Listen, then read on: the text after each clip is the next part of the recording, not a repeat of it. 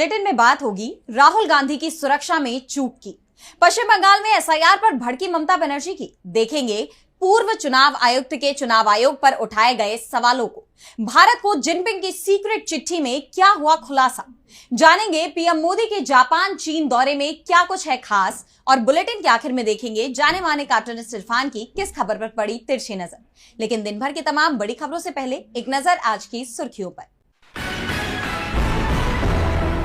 बेगर free यानी भिखारी मुक्त होगा मिजोरम, भीख मांगने पर लगेगी रोक। राज्य में भीख मांगने पर प्रतिबंध लगाने से जुड़ा बिल विधानसभा में हुआ पास। भारत सरकार ने हटाई कपास पर लगने वाली इंपोर्ट ड्यूटी। केजरीवाल ने फैसले को बताया किसानों के साथ धोखा। बोले भारत को लगाना चाहिए 100% टैरिफ। रूस ने यूक्रेन पर 629 मिसाइलों और ड्रोन से किया हमला। यूरोपियन यूनियन की डेलीगेशन इमारत को हुआ नुकसान। जंग में कमजोर पड़ रहा है यूक्रेन। लाल निशान पर बंद हुआ शेयर बाजार। 705 अंकों की गिरावट के साथ 80,080 पर बंद हुआ सेंसेक्स। वहीं 211 अंकों की गिरावट के साथ 24,500 पर बंद हुआ निफ्टी। ये तो थी सुर्खियां। अब बात आज की सबसे बड़ी खबर की। बिहार में राहुल तेजस्वी की वोटर अधिकार यात्रा से पहले ही बीजेपी घबराई हुई दिख रही है। और अब यात्रा जब धीरे धीरे अपने अंतिम पड़ाव की तरफ अग्रसर होती जा रही है तो अचानक इसके शेड्यूल में बदलाव कर दिया गया। राज्य में कांग्रेस सांसद राहुल गांधी की सुरक्षा को लेकर सवाल उठ रहे हैं। पूरे राज्य में हाई अलर्ट जारी किया गया है। तो 12वें दिन यात्रा का क्या रहा घटनाक्रम, देखिए इस रिपोर्ट में। वोटर अधिकार यात्रा के 12वें दिन लोकसभा में नेता प्रतिपक्ष राहुल गांधी, बिहार विधानसभा में नेता प्रतिपक्ष तेजस्वी यादव एक बार फिर बिहार की सड़कों पर दिखाई दिए। लेकिन आज खुली गाड़ी की जगह राहुल बंद गाड़ी में दिखे। गाड़ी से ही उन्होंने लोगों का अभिवादन किया। वोटर अधिकार यात्रा में आज भी जबरदस्त भीड़ उमड़ी। दरअसल बिहार में 3 पाकिस्तानी आतंकियों की घुसपैठ के बाद हाई अलर्ट जारी है। राहुल गांधी की वोटर अधिकार यात्रा अभी मोतिहारी में है। इसी मोतिहारी के रक्सौल से 3 पाकिस्तानी आतंकियों ने बिहार में एंट्री की है। रक्सौल नेपाल बॉर्डर के करीब है और इसी के चलते राहुल की यात्रा में कई बदलाव किए गए। राहुल सीतामढ़ी में हैं, जिस कैंप में वो रुके थे वहां से सीधे जानकी मंदिर पहुंचे। बीच में कई जगह उनके स्वागत के लिए मंच बनाए गए थे, लेकिन राहुल वहां नहीं रुके। मंदिर में दर्शन के बाद होने वाला रोड शो भी रद्द कर दिया गया। मोतिहारी के ढाका में उन्हें पैदल यात्रा करनी थी, लेकिन सुरक्षा में तैनात अधिकारियों ने उन्हें इसकी परमिशन नहीं दी। आतंकी हमले को देखते हुए राहुल की सुरक्षा और सख्त कर दी गई है। इस बीच ये खबर भी सामने आ रही है कि राहुल गांधी और तेजस्वी यादव ने अपनी यात्रा के कार्यक्रम में तब्दीली भी की है। अब ये यात्रा जनसभा से नहीं बल्कि पदयात्रा से खत्म की जाएगी। राहुल की ये यात्रा 1 सितंबर को गांधी मैदान में जनसभा के बजाय पदयात्रा से खत्म होगी, जिसमें महागठबंधन के कई प्रमुख नेता और समर्थक शामिल होंगे। इस बीच राहुल गांधी के खिलाफ बीजेपी नेताओं की साजिशें भी सामने आ रही हैं। पटना के गांधी मैदान पुलिस स्टेशन में राहुल के खिलाफ एफआईआर दर्ज करवा दी है। ये एफआईआर पटना महानगर कार्यकारिणी के सदस्य कृष्ण सिंह कल्लू ने दर्ज करवाई है, जिसमें उन्होंने राहुल पर प्रधानमंत्री के खिलाफ अमर्यादित और आपत्तिजनक भाषा का इस्तेमाल करने का आरोप लगाया है। बीजेपी पर यह आरोप लग रहे हैं कि वो राहुल को रोकने की कोशिश में जुटी हुई है। वोटर अधिकार यात्रा ने उसकी नींद उड़ा दी है। इसके बावजूद चुनाव आयोग के कदम नहीं रुक रहे। बिहार में पुरजोर विरोध का सामना करने के बाद भी अब पश्चिम बंगाल में भी एसआईआर की कवायद शुरू हो गई है, जिस पर सीएम ममता बनर्जी भड़क उठी। उन्होंने बीजेपी और चुनाव आयोग को सख्त चेतावनी दे दी।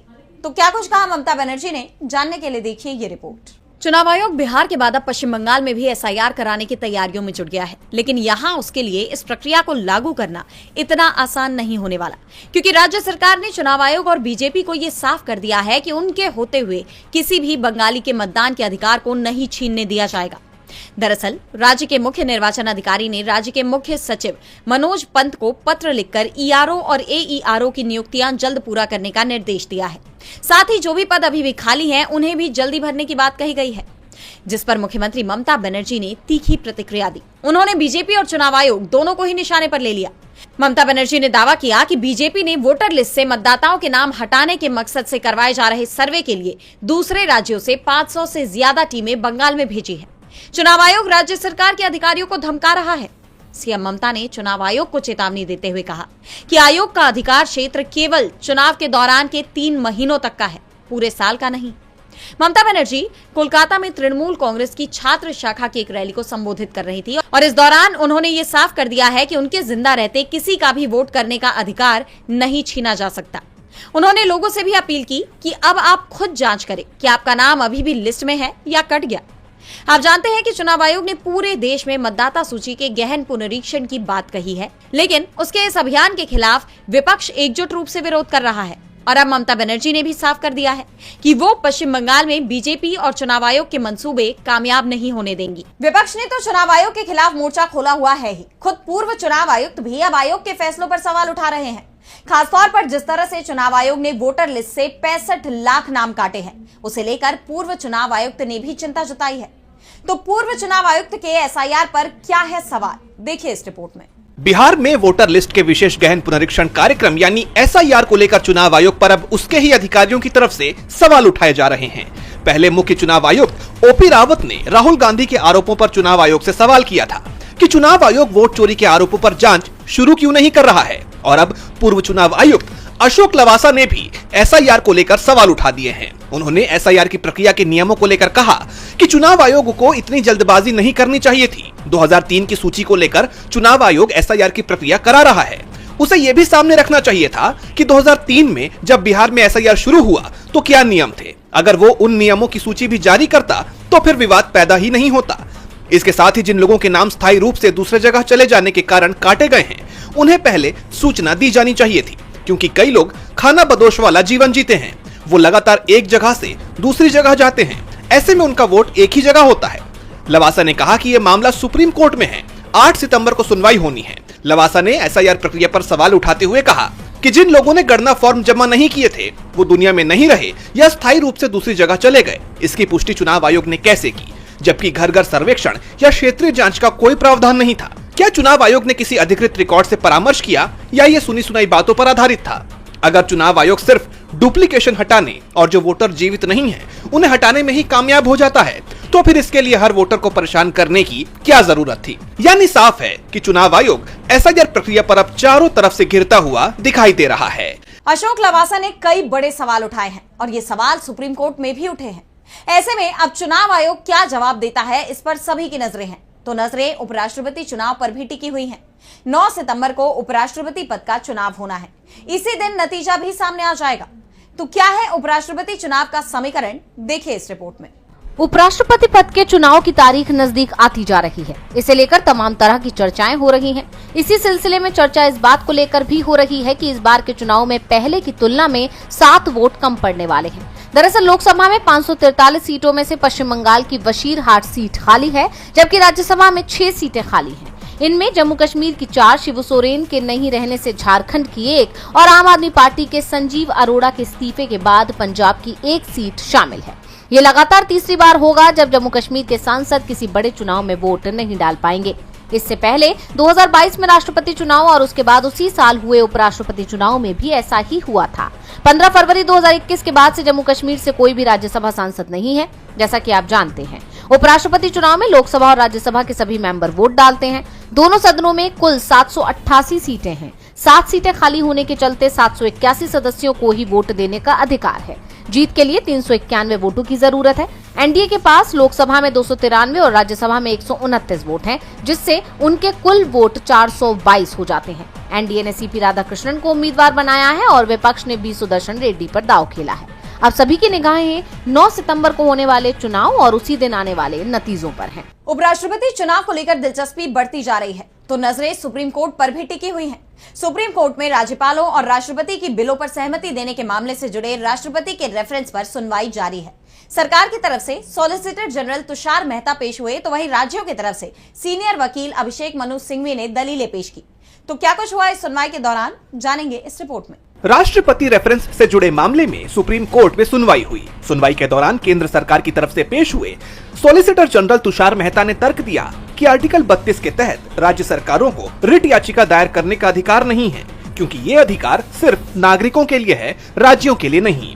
इसके साथ ही उन्होंने कहा कि आर्टिकल 361 के तहत राष्ट्रपति और राज्यपाल अपने फैसलों के लिए कोर्ट के प्रति जवाबदेह नहीं हैं और उनके फैसले न्यायिक समीक्षा के दायरे में नहीं आते हैं। सॉलिसिटर जनरल तुषार मेहता ने आगे कहा कि राष्ट्रपति जानना चाहती हैं कि क्या राज्यों को ऐसा अधिकार है। अनुच्छेद 361 के मुताबिक राष्ट्रपति और राज्यपाल अपने फैसलों के लिए कोर्ट में जवाबदेह नहीं होते हैं। वहीं दूसरी तरफ राज्यों की तरफ से पेश सीनियर वकील अभिषेक मनु सिंघवी ने कहा कि राज्यपाल या राष्ट्रपति के पास किसी विधेयक को अनिश्चित काल तक रोकने की शक्ति नहीं होनी चाहिए। उन्होंने इस बात पर जोर दिया कि संविधान में जितनी जल्दी हो सके यानी एज सुन एज पॉसिबल जैसे शब्दों का कोई मतलब नहीं रहेगा अगर विधेयक वर्षों तक लंबित पड़े रहे। सिंघवी ने कहा कि राज्यपालों का विधेयकों को अनिश्चित काल तक रोके रखना संवैधानिक मंशा के खिलाफ है, क्योंकि ये उनकी शक्तियों को आर्टिकल 200 की सीमा से कहीं ज्यादा बढ़ा देता है। ये मामला तब और भी अहम हो गया था जब 15 मई को राष्ट्रपति द्रौपदी मुर्मू ने संविधान के आर्टिकल 143 के तहत सुप्रीम कोर्ट से 14 सवालों पर राय मांगी थी, जो आर्टिकल 200 और 201 के तहत राज्यपाल और राष्ट्रपति की शक्तियों से जुड़े हैं। इस मामले की अगली सुनवाई अब 2 सितंबर को होगी। राष्ट्रपति और राज्यपालों के पास किसी भी बिल को लंबे वक्त तक रोके रखने पर सुप्रीम कोर्ट में तमाम दलीलें पेश की गई। तो सवाल अमेरिकी राष्ट्रपति डोनाल्ड ट्रंप के टैरिफ फैसले पर भी उठ रहे हैं। अब ट्रंप के टैरिफ के खिलाफ भारत और चीन भी एकजुट हो गए हैं। चीनी राष्ट्रपति जिनपिंग का एक सीक्रेट लेटर सामने आया है जिससे अमेरिका की चिंता बढ़ सकती है। तो क्या है सीक्रेट लेटर में ऐसा, जानने के लिए देखिए ये रिपोर्ट। अमेरिकी राष्ट्रपति डोनाल्ड ट्रंप ने भारत पर 50% टैरिफ लगाया है, जिसे लेकर दोनों देशों में तनाव के हालात बने हुए हैं। इस बीच चीनी राष्ट्रपति शी जिनपिंग की एक चिट्ठी ने वैश्विक राजनीति में भूचाल ला दिया है। जिनपिंग ने टैरिफ वॉर में अमेरिका को मात देने के लिए भारत को सीक्रेट लेटर लिखा था, जो 5 महीने बाद सामने आया। ब्लूमबर्ग की रिपोर्ट के मुताबिक इस लेटर में जिनपिंग ने भारत से लड़ाई में साथ आने और अमेरिका के खिलाफ मजबूती से लड़ने की अपील की थी। भारतीय राजनयिकों के हवाले से ब्लूमबर्ग ने अपनी रिपोर्ट में बताया कि चीन और अमेरिका के बीच उस वक्त टैरिफ वॉर छिड़ी हुई थी। जिनपिंग इस लड़ाई में कमजोर नहीं पड़ना चाहते थे, इसलिए उन्होंने सीधे भारत से संपर्क साधा। वो पूरे मसले को काफी सीक्रेट रखना चाहते थे। उन्होंने पत्र में अमेरिकी व्यापार समझौते को चीन के हितों को नुकसान पहुंचाने वाला बताया था। हालांकि भारत ने जून 2025 तक जिनपिंग के इस सीक्रेट लेटर का कोई जवाब नहीं दिया। जिस तरह चीन ने अमेरिका के खिलाफ भारत की तरफ दोस्ती का हाथ बढ़ाया, आज भी वो ट्रंप के टैरिफ के खिलाफ भारत के समर्थन में खड़ा है। ऐसे में अमेरिका की चिंता बढ़ सकती है, क्योंकि हाल के दिनों में चीन और भारत के संबंधों में सुधार देखा गया और जिनपिंग की ये चिट्ठी ऐसे वक्त पर सामने आई है जब पीएम मोदी 31 अगस्त को चीन के दौरे पर रहेंगे। दोनों नेताओं की मुलाकात होगी। गौरतलब है कि चीन ने अब तक किसी भी मुद्दे पर अमेरिका के आगे सरेंडर नहीं किया है और चाहे वो आर्थिक मोर्चा हो या सैन्य क्षमता, हर जगह अमेरिका के लिए कड़ी चुनौती साबित हुआ है। ऐसे में अमेरिका के खिलाफ चीन और भारत का साथ आना राष्ट्रपति ट्रंप को बैकफुट पर ला सकता है। चीनी राष्ट्रपति की ये चिट्ठी ऐसे वक्त पर सामने आई है जब पीएम मोदी चीन के दौरे पर जाने वाले हैं। चीन से पहले वो जापान जाएंगे। जापान और चीन दोनों ही देशों के बीच संबंध कभी से अच्छे नहीं रहे और भारत और चीन के संबंधों की बात करें तो पीएम मोदी के इस दौरे को चीन के साथ संबंधों की नई शुरुआत के रूप में देखा जा सकता है। तो क्या कुछ खास है पीएम मोदी के इस विदेश दौरे में, जानने के लिए देखिए ये रिपोर्ट। प्रधानमंत्री नरेंद्र मोदी एक और विदेश दौरे पर निकल चुके हैं। इस बार वो जापान की 2 दिवसीय आधिकारिक यात्रा करेंगे। उसके बाद वो चीन के लिए रवाना हो जाएंगे। विदेश मंत्रालय के मुताबिक जापान में पीएम मोदी टोक्यो में द्वितीय विश्व युद्ध के अंत की 80वीं वर्षगांठ के अवसर पर आयोजित समारोह में हिस्सा लेंगे। 15वें भारत जापान वार्षिक शिखर सम्मेलन में भाग लेंगे। पीएम मोदी की जापान के पीएम शिगेरू इशिबा के साथ बैठक होगी। पीएम मोदी जापान के मियागी प्रांत का भी दौरा करेंगे, जहां वे अपने समकक्ष इशिबा के साथ एक कार्यकारी रात्रि भोज में भाग लेंगे। दोनों नेता भारत और जापान के बीच विशेष रणनीतिक और वैश्विक साझेदारी की समीक्षा करेंगे। इस दौरान रक्षा और सुरक्षा, व्यापार और अर्थव्यवस्था, प्रौद्योगिकी और नवाचार, साथ ही जन से जन संबंधों जैसे प्रमुख क्षेत्रों पर चर्चा होगी। बैठक में Mumbai Ahmedabad high speed rail परियोजना पर विशेष ध्यान दिया जाएगा। इसके अलावा क्वाड, जिसमें भारत, जापान, अमेरिका और ऑस्ट्रेलिया शामिल हैं, उसके तहत सहयोग को मजबूत करने पर भी चर्चा होगी, जो हिंद प्रशांत क्षेत्र में रणनीतिक संतुलन बनाने के लिए अहम है। जापान के बाद 31 अगस्त को पीएम मोदी चीन के दौरे पर जाएंगे, जहां वो एससीओ बैठक में शिरकत करेंगे। 2020 की गलवान वैली में झड़प के बाद से भारत और चीन के संबंध काफी खराब दौर में पहुंच गए थे। ऐसे में 5 साल बाद अब दोनों देश अपने रिश्तों को बेहतर बनाने की दिशा में आगे बढ़ रहे हैं। वहीं चीन और जापान दोनों ही देशों के संबंध तनावपूर्ण रहे हैं। ऐतिहासिक, क्षेत्रीय और भू राजनीतिक कारणों से दोनों देशों में विवाद देखा जाता है। अब ऐसे में पीएम मोदी का पहले जापान और फिर चीन का दौरा काफी अहम माना जा रहा है। और बुलेटिन के आखिर में देखेंगे जाने माने कार्टूनिस्ट इरफान की किस खबर पर पड़ी तिरछी नजर।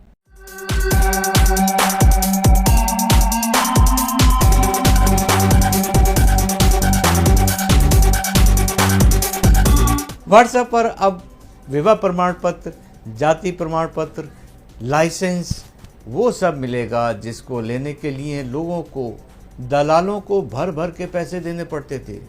लेकिन इतने सब कागज़ भी तो वोट डालने के लिए काफ़ी नहीं थे।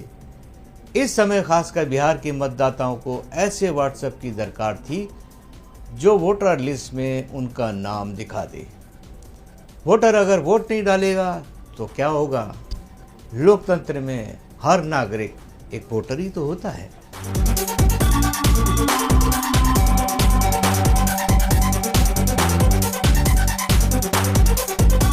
आज सोशल मीडिया से लेकर आपके चलते फिरते जीवन में भी पत्रकारिता के बुरे दौर की चर्चा होती है, क्योंकि जिन लोगों पर सूचना देने की जिम्मेदारी है वो आपके लिए नहीं बल्कि कॉरपोरेट और सरकारों को फायदा पहुंचाने में लग गए हैं। विज्ञापन मॉडल को खारिज कर आप इस बीमारी को दूर कर सकते हैं और अपने नारे को बुलंद कीजिए। मेरे खर्च पर आजाद है खबरें।